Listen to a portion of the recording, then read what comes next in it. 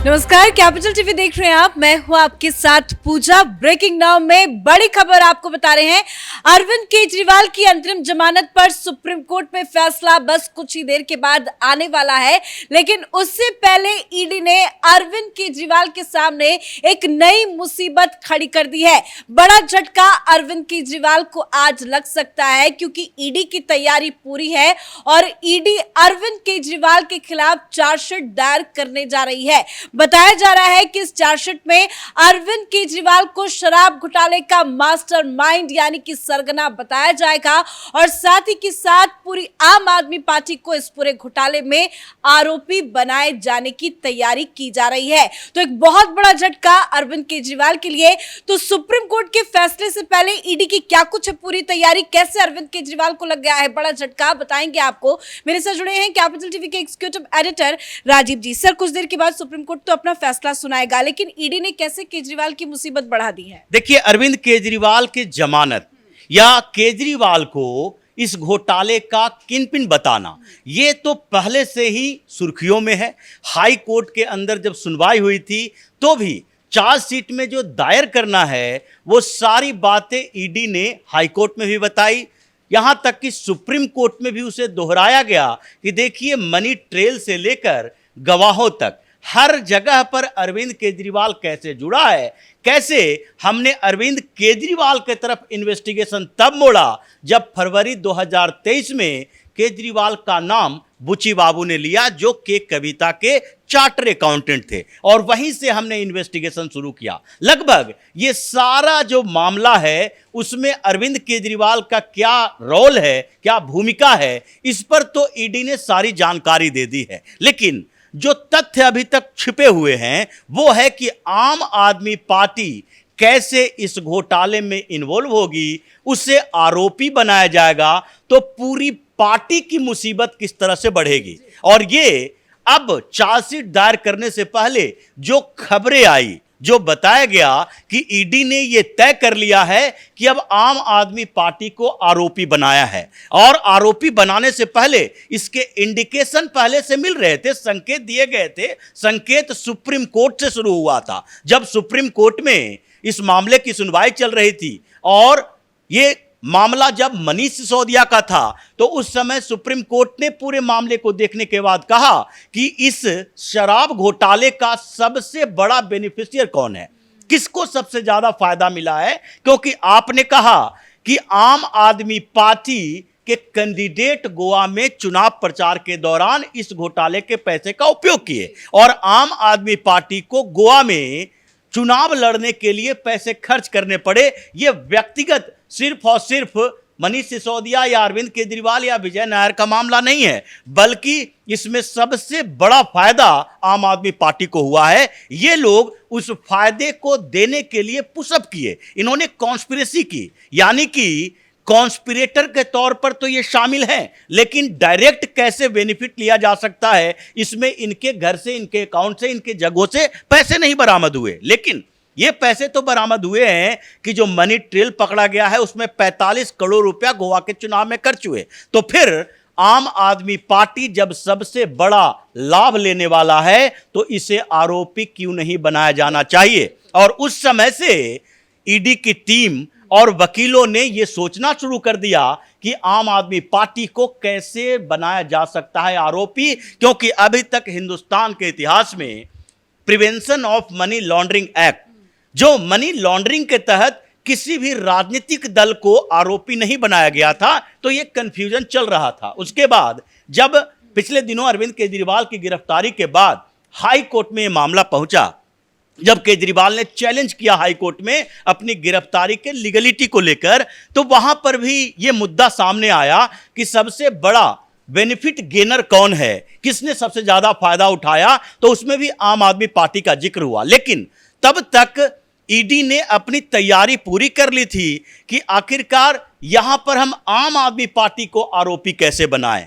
तो इसके लिए ईडी की टीम ने 2 उदाहरण दिए। उसमें एक था कि कंपनी का जिसके ऊपर मामला चलता है, मनी लॉन्ड्रिंग में ज्यादातर कंपनियां इन्वॉल्व होती है, चाहे वो शेल कंपनी हो या फिर रजिस्टर्ड कोई दूसरी कंपनी हो, क्योंकि इसी के थ्रू मनी ट्रेल चलता है। तो ऐसे में कंपनी जैसे रजिस्टर्ड होती है और राजनीतिक पार्टी का रजिस्ट्रेशन होता है, इन दोनों रजिस्ट्रेशन में हम ये कौन सा कॉमन पॉइंट निकालें जिससे कि ये मान कर चलें कि जिस तरीके से कंपनी को ब्लैकलिस्ट किया जाता है, अगर उसके ऊपर मनी लॉन्ड्रिंग का चार्जेज है, पूरी कंपनी को आरोपी बनाया जाता है, उसके प्रॉपर्टी सीज किए जाते हैं, उस प्रॉपर्टी को अटैच किया जाता है और बाद में रिकवरी के लिए कंपनी के प्रॉपर्टी को क्या किया जाता है, नीलाम किया जाता है, ऑक्शन में डाला जाता है और उससे रिकवरी होती है। तो इसमें दो सेक्शन सामने आए जिसमें दोनों में कॉमन चीजें थी रजिस्ट्रेशन को लेकर कि RPI, representation of people act, इसके सेक्शन 2F में साफ तौर पर कहा गया है कि कंपनी का रजिस्ट्रेशन यानी कि एसोसिएशन ऑफ बॉडी ऑफ ये जो इंडिविजुअल्स, यानी कि एसोसिएशन और बॉडी ऑफ इंडिविजुअल का मतलब होता है कि लोगों के समूह या अकेले कोई व्यक्ति राजनीतिक पार्टी बना सकता है जिसमें दूसरे लोग जुड़े होते हैं। उसी तरीके से जो मनी लॉन्ड्रिंग एक्ट के तहत कंपनियों का परिभाषा दिया गया है, उसमें सेक्शन 70 में साफ तौर पर कहा गया है एसोसिएशन ऑफ इंडिविजुअल्स, यानी कि व्यक्तियों का एक समूह होगा जो कि राजनीतिक पार्टी की तरह ही यहां किसी कंपनी का गठन करेगा। अब इन दोनों सेक्शन का जिक्र हाई कोर्ट में किया गया था, जिसका विरोध अभिषेक मनु सिंघवी ने कहा कि अभी तक कभी ऐसा नहीं हुआ है कि राजनीतिक पार्टी को मनी लॉन्ड्रिंग में आरोपी बनाया जाए, क्योंकि राजनीतिक पार्टी बनती है लोगों के लिए एक ट्रस्ट के तौर पर है और इसमें पार्टी को दिए गए पैसे टैक्स फ्री होते हैं, ये कंपनी के तहत नहीं आता है। इसलिए कंपनी में काम करने वाले लोगों के साथ कंपनी को आरोपी बनाया जाता है। लेकिन राजनीतिक पार्टी में अगर कोई करप्शन सामने आता है तो उसमें जो करप्शन करने वाला नेता है उसको तो आरोपी बनाया जाएगा, पूरी पार्टी को उसमें इन्वॉल्व नहीं किया जा सकता। लेकिन इस पर जब ईडी ने अपनी बात रखी, उसके बाद हाई कोर्ट में भी जज ने कहा कि जब दोनों की परिभाषा में समानता है, दोनों व्यक्तियों से बनता है, कोई ऐसा नहीं है कि व्यक्ति के बिना कंपनी बन सकती है, व्यक्ति के बिना राजनीतिक पार्टी बन सकती है, तो इसे आरोपी तो बनाया ही जा सकता है। और फिर जब हाई कोर्ट से हरी झंडी मिली, सुप्रीम कोर्ट से हरी झंडी मिली, तो इसके बाद ईडी ने इसे आरोपी बनाने की सोची। जैसा कि आपने समझाया, ईडी ने भी पूरी तैयारी कर रखी होगी, जांच पड़ताल करके ही आम आदमी पार्टी को अब आरोपी बनाया जाएगा। ऐसे में तो जो आपने समझाया, आम आदमी पार्टी के फंड पर भी हंटर चलेगा, नाम निशान सब कुछ खो जाएंगे अरविंद केजरीवाल। बिल्कुल, अभी जो ईडी की तैयारी है, सबसे पहले तो जैसे ही आरोपी बनाया जाएगा, उसके बाद यह होगा कि इस आरोप में यह निर्धारित किया गया है कि गोवा के चुनाव में आम आदमी पार्टी ने करप्शन वाले पैसे खर्च किए जो इलीगल तरीके से कमाए गए थे। यानी गोवा में जो कैंडिडेट हैं आम आदमी पार्टी के जिसने चुनाव लड़े हैं, वो इस करप्शन के पैसे से चुनाव लड़े और उसके बाद आम आदमी पार्टी के जो जीते हुए विधायक हैं वो भी इसी करप्शन के पैसे से जीत कर आए हैं। अब पहली तैयारी यही है कि सबसे पहले गोवा में जो आम आदमी पार्टी के विधायक हैं उसकी प्राथमिक सदस्यता आम आदमी पार्टी की खत्म होगी, क्योंकि वो चैलेंज करेंगे कि हम तो चुनाव जीत कर आए हैं, हमें बर्खास्त नहीं किया जा सकता। तो पहली बात तो यही है कि उनको बर्खास्त नहीं किया जा सकता,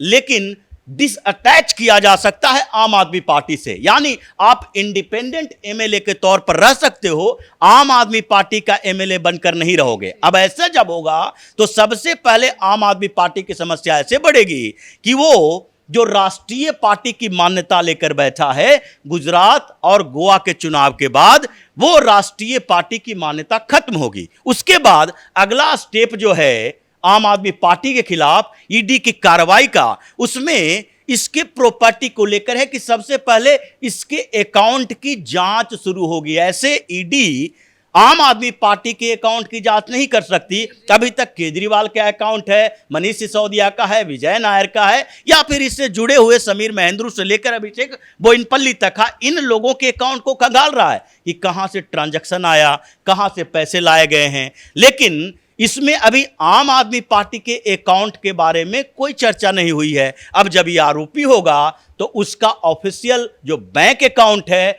उसको ब्लॉक किया जाएगा। फिर दूसरी बात जो होगी, उसके बाद आम आदमी पार्टी के दफ्तर, आम आदमी पार्टी के अलग अलग जगहों पर प्रॉपर्टी, इसको 45 करोड़ के रिकवरी के लिए जिस तरीके से किसी कंपनी को ब्लैकलिस्ट किया जाता है, वैसे ही आम आदमी पार्टी पर एक एक करके कार्रवाई होगी। मतलब अब आम आदमी पार्टी की समस्या बढ़ने वाली है। इसके अकाउंट के ऊपर अब ईडी की नजर है। लेकिन अकाउंट तक ईडी पहुंचती है तो ब्लैक मनी का तो खुलासा होगा ही होगा, लेकिन जो खालिस्तानियों से फंड मिल रहे हैं, इधर उधर से जो फंड की खबरें आती है, उसमें भी तो केजरीवाल फंस जाएंगे। बिल्कुल, उसमें तो ऐसे ही फंसे हैं क्योंकि एनआईए जांच की इजाजत मिल चुकी है। जब एनआईए जांच करती है तो एनआईए के जांच में आम आदमी पार्टी के अकाउंट में आए हुए जितने ये क्राउड फंडिंग के नाम पर जो बाहर से पैसा मंगवाता है, वो हर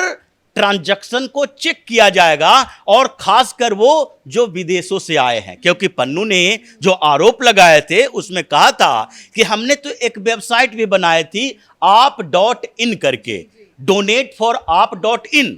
अगर वो वेबसाइट को क्राउड फंडिंग के लिए रखा था कि यूएस, कनाडा, ऑस्ट्रेलिया और यूरोपीय यूनियन के दूसरे देशों में जहां जहां इसका नेटवर्क है, सब लोग आम आदमी पार्टी को डोनेट करो, जिसमें ये जो 123 करोड़ से ज्यादा रुपए देने की बात कही है, उसका तो ट्रांजैक्शन उन देशों से होगा। और ये जब ट्रांजैक्शन होगा तो फिर उन ट्रांजैक्शन का हिसाब आएगा। तो दो तरफ से आम आदमी पार्टी की आफत बढ़ने वाली है, एक ईडी, एक एनआईए। और ऐसे लगता है कि अब केजरीवाल की जब पार्टी ही नहीं रहेगी तो फिर ये झाड़ू लेकर तिहाड़ के अंदर सिर्फ सफाई कर सकता है, बाहर नहीं निकल सकता। धन्यवाद सर अपडेट के लिए। तो जब कड़ियां जुड़ेंगी तो हर फंड का खुलासा होगा। खालिस्तानी फंडिंग को लेकर भी जांच पड़ताल तो वैसे की जा रही है, लेकिन इस पे भी केजरीवाल को झटका लग सकता है, क्योंकि बड़ी खबर यह है कि आम आदमी पार्टी को ही पूरे घोटाले का आरोपी बनाए जाने की ईडी ने तैयारी कर ली है।